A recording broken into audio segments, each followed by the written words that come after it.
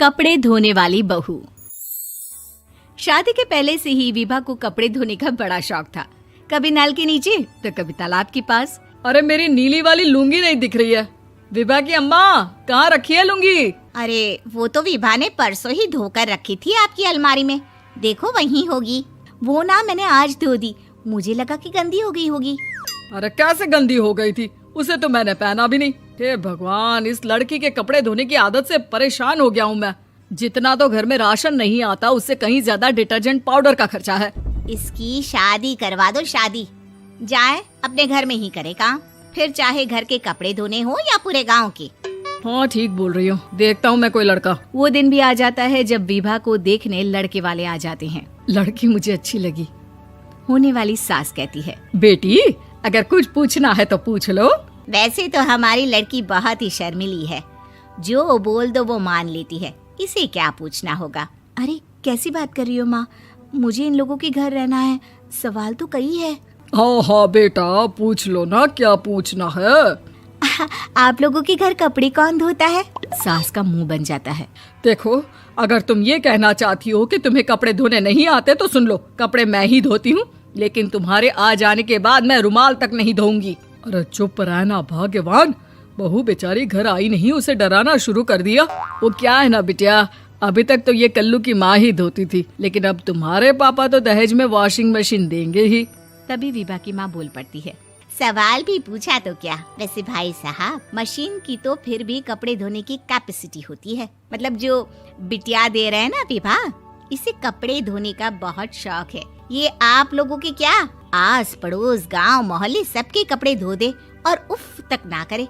बाहर देखा नहीं आपने कितने कपड़े सूख रहे हैं? सब हमारी बिटिया ने ही तो धोए हैं। बस भी करो ना माँ, शर्म आ रही इतनी तारीफ सुनकर। और तो और एक दाग निकाल कर दिखाओ तो मान जाऊं। हाँ अच्छा, माफ करना बेटा, मैंने गलत समझा। हमें तो रिश्ता बहुत पसंद है। और ऐसे जुड़ जाता है रिश्ता कपड़े धोने का शौक रखने वाली विभा का। उसकी शादी हो जाती है कोयला फैक्ट्री में काम करने वाले कल्लू के साथ। शादी के बाद अचानक विभा चिल्लाती हुई सास के पास आती है। सासू माँ, अरे सासू माँ कहाँ है आप? ये तो धोखा है, धोखा दिया आप लोगों ने मुझे। इसे ससुर के चक्कर के बारे में पता चल गया। अरे तो उसमें तुझे क्यों धोखा मिला है? अरे नल में पानी नहीं आता, कपड़े कैसे कब धुलेंगे? अच्छा, तू पानी नहीं आ रहा उसकी बात कर रही है। तो आपने क्या सोचा? कुछ नहीं।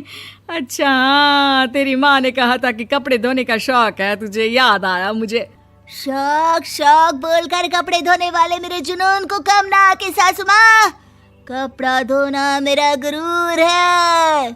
तभी पति भी वहाँ आ जाता है। अभी मैंने इसे सनी देओल की फिल्म दिखाई है, उसी के डायलॉग मार रही है माँ। अच्छा सुन, साफ साफ बता रही हूँ, पानी सुबह 4 से 6 और शाम को 10 से 12 आता है, समझी? विभा टाइमिंग सुनकर हैरान हो जाती है। ये क्या भूतों का मोहल्ला है? सुबह 4 बजे उठकर कौन कपड़े धोता है? 4 बजे टंकी में पानी जाता है, फिर सारा दिन धोना ना, किसने मना किया? अरे कैसी बात कर रही हैं? 200 लीटर की टंकी में कितने कपड़े धो लूंगी मैं? सुबह ही उठ जाऊंगी मैं। अब क्या था, विभा सुबह 4 से लेकर रात के 12 बजे तक कपड़े ही धोती रहती। एक रोज सास पड़ोस से निकलकर कहीं जा रही होती है कि साथ वाली कहती है, हाँ कल्लू की माँ, जरा ये बताओ कि 2 साड़ी है, 2 ब्लाउज और एक पेटीकोट और एक नाड़े वाला लंबा कच्छा। हाँ तो? अरे तो क्या, कितना लोगी धुलाई ये बताओ। धोबन दिख रहे हैं हम क्या? हमारे पति सरकारी नौकरी से अभी रिटायर हुए हैं और बेटा सुपरवाइजर है कोयला फैक्ट्री में।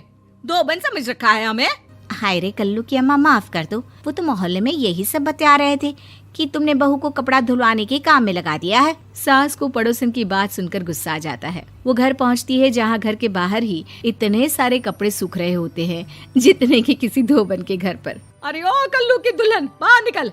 माँ जी यहीं आ जाओ, बाथरूम में चादर धो रहे हैं हम। अरे अभी हम धोते हैं, तुमको बाहर निकलो। ये आस पड़ोस वाले बोल रहे हैं कि हम बहू से कपड़े धुलवा कर उसे कपड़ा धोने वाली बना दिए हैं। अरे छोड़ो ना माँ जी, किन लोगों की बातों में आती हो? आस पास के लोगों का तो काम ही होता है कि वो किसी तरह सास बहू को लड़ा दे। बहू सारे घर के कपड़े धोती है, ये क्या कम है? बोलिए। सास को भी लग जाता है कि वो बहू का ये सनकीपन नहीं छुड़वा सकती, इससे अच्छा है कि खुद ही चुप हो जाए।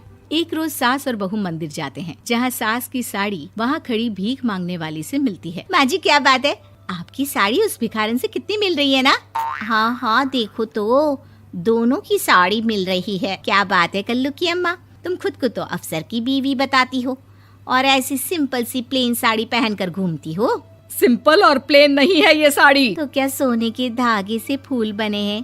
कुछ भी सासू माँ, कुछ भी। हाँ बने थे इस साड़ी में सोने के धागे से फूल। मेरे पति लेकर आए थे मद्रास से स्पेशली मेरे लिए 10,000 की। ताहे भाई साहब इस भिखारन के लिए भी सेम टू सेम साड़ी लेकर आए होंगे 10,000 की। सास उस वक्त कुछ नहीं कहती, लेकिन बहू के साथ घर आती है और अलमारी से एल्बम निकाल कर लाती है। ये साड़ी देख रही है, ये वही साड़ी है जिसे मैंने अभी पहना था। इस साड़ी में ये जो चमकदार फूल दिख रहे हैं ना, ये सोने के धागों से काढ़े गए हैं। लेकिन तू लोकल वॉशिंग मशीन ब्रश से घिस घिस कर सारे फूलों को निकाल कर साड़ी प्लेन कर दी। मुझे माफ कर दीजिए सासू माँ। और तो और, जब मैंने तुझे तेरी गलती के लिए कुछ नहीं कहा, लेकिन तूने तो सबके सामने मेरा मजाक ही बना दिया। क्यों? बहू को समझ में आ जाता है कि अब से उसका कपड़े धोना बंद।